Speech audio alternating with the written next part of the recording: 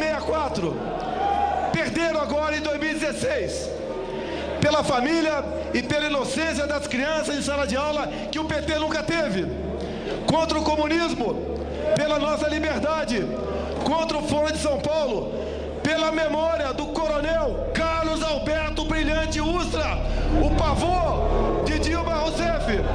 Como vota, deputado? Pelo Exército de Caxias, pelas nossas Forças Armadas, por um Brasil acima de tudo e por Deus acima de todos, o meu voto é sim! Poucas figuras da política brasileira contemporânea despertam tantos amores e ódio quanto ele. Os simpatizantes o chamam de mito, e nele depositam suas esperanças de salvação do Brasil e do comunismo. Já os detratores o têm como expoente máximo de uma perigosa extrema-direita, que almeja a volta do regime militar. Jair Messias Bolsonaro é militar da reserva e político. Cumpre atualmente seu 7º mandato como deputado federal pelo estado do Rio de Janeiro. Nas eleições de 2014, foi o 3º candidato mais votado no país para ocupar uma cadeira no Congresso Nacional.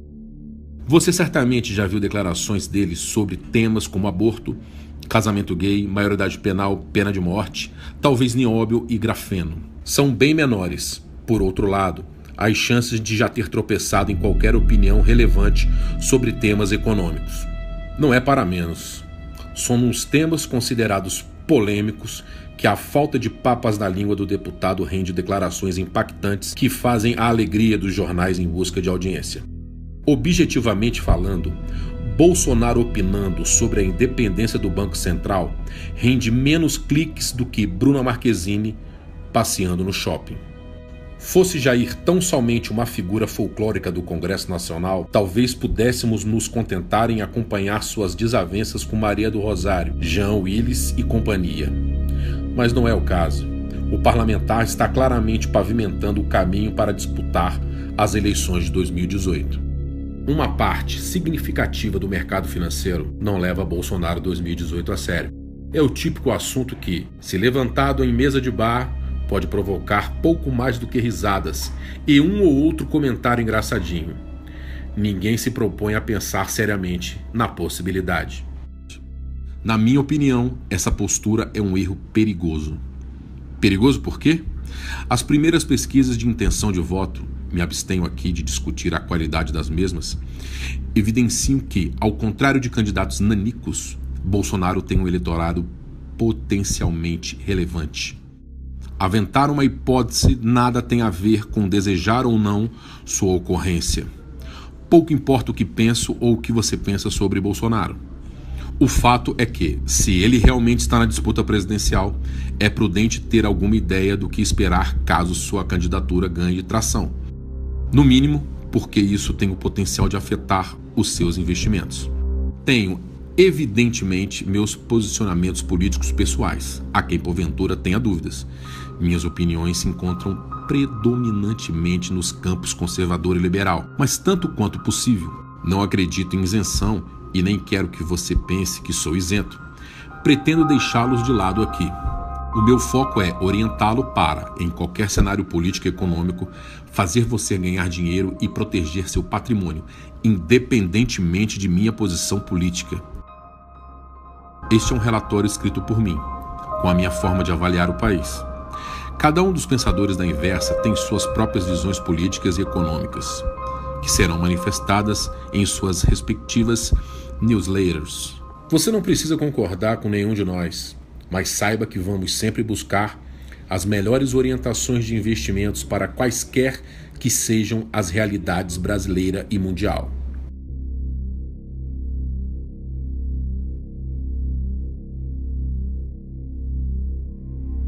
Se os jornalistas presos às rotulações de sempre não ajudam na missão, então fazemos nós mesmos. Dei início a um mapeamento de declarações de cunho econômico proferidos pelo próprio candidato.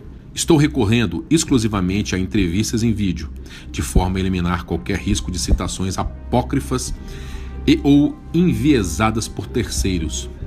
Este é um primeiro esforço, o de mapear opiniões do candidato com relações a temas de relevância de ponto de vista econômico. Não pretendo, nem de longe, ser exaustivo. Pelo contrário, trata-se de um trabalho a ser estendido à medida que o próprio candidato venha se manifestar as questões em foco. Dentre os trechos que mais me chamaram a atenção até aqui, destaco relativos a 3 temas: o papel do Estado e as privatizações. Contrariando o senso comum que o associa ao estatismo do regime militar, Bolsonaro vem dando declarações defendendo a limitação de atuação do Estado na economia a áreas essenciais. Para mim tem que ser o Estado necessário, né? O mínimo necessário ali. Quanto mais Estado na mão do chefe do Executivo, mais refém ele passa a ser. Tá? Isso mais do que comprovado, né? Se for começar a ver Estados Unidos, Inglaterra, coisas estatais têm, não se compara conosco aqui. Na questão da economia também, o Estado tem que ser menos paternalista, tem que dar mais liberdade para o empresariado poder investir, dar garantia para tal. Em linha com isso, demonstrou simpatia à ideia de privatizações.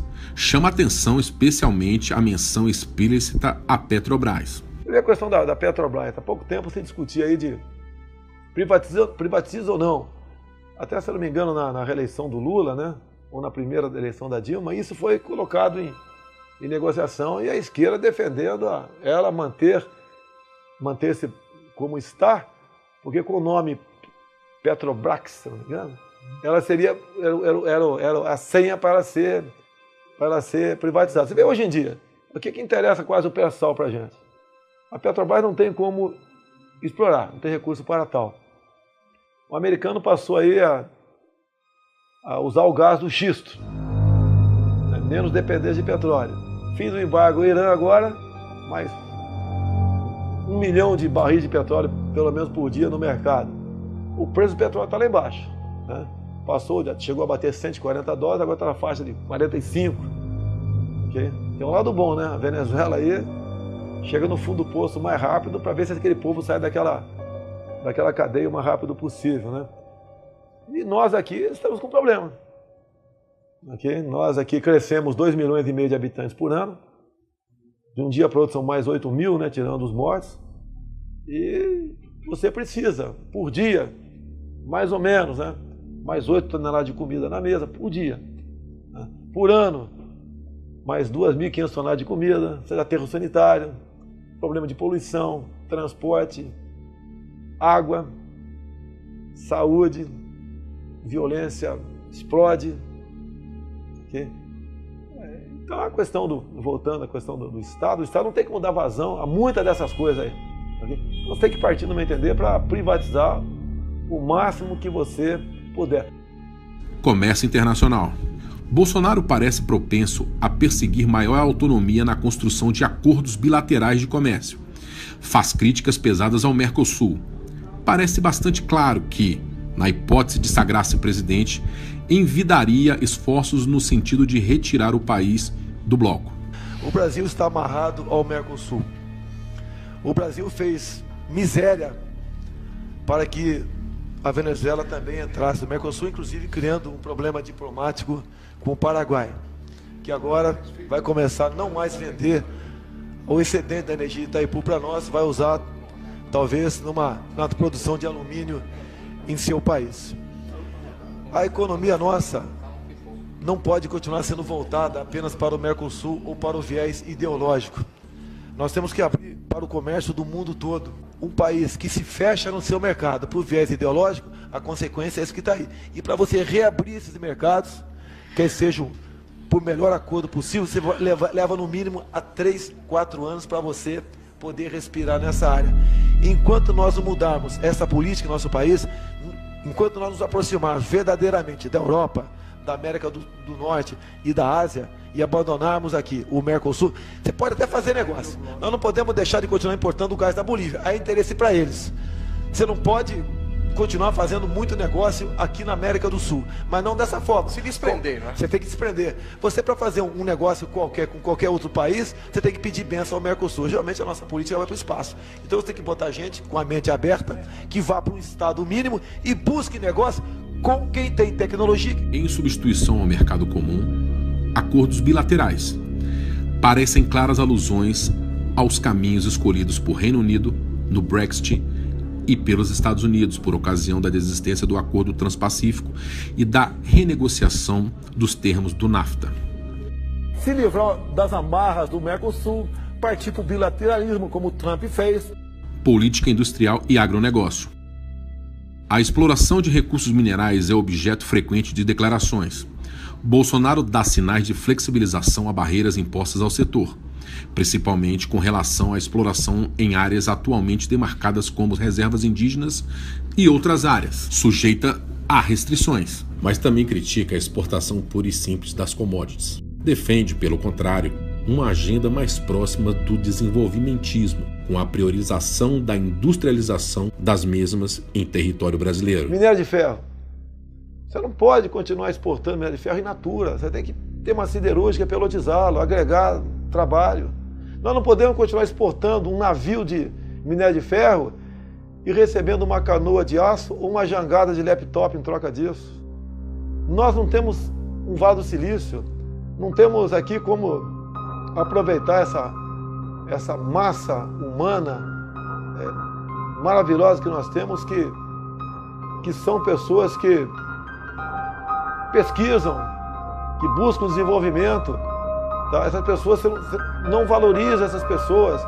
O país que vive de tecnologia dos outros é um país fadado à escravidão, e nós somos escravos.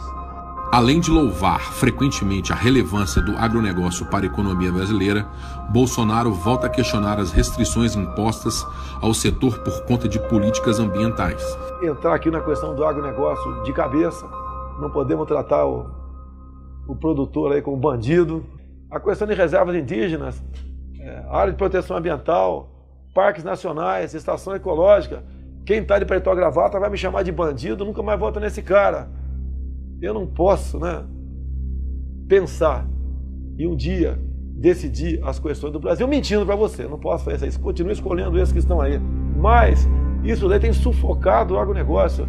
Você, não sei se porventura está assistindo esse vídeo agora aqui, Você vai jantar ou almoçar. Isso aí você tem que ter no campo. Você não tem como desmatar. Não desmatar para você criar boi, para você plantar arroz, feijão, soja, etc. Não tem como plantar soja na cobertura do prédio e criar boi aqui no quintal. Essas questões têm que ser discutidas. Não dá para continuar nessa política ambientalista, nós estamos aí. Ela está completamente agregada a interesses internacionais. Muito embora o apresentado até aqui esteja longe de ser conclusivo, há diversas outras declarações de Bolsonaro que ainda não cataloguei, bem como um amplo leque de temas sobre os quais o candidato parece ainda não ter se manifestado. Parece-me razoável aventar que haja certa desconexão entre a imagem atualmente transmitida pelos veículos de imprensa mainstream e o discurso propagado pelo parlamentar nas ocasiões em que lhe é oportunizado abordar tais temas.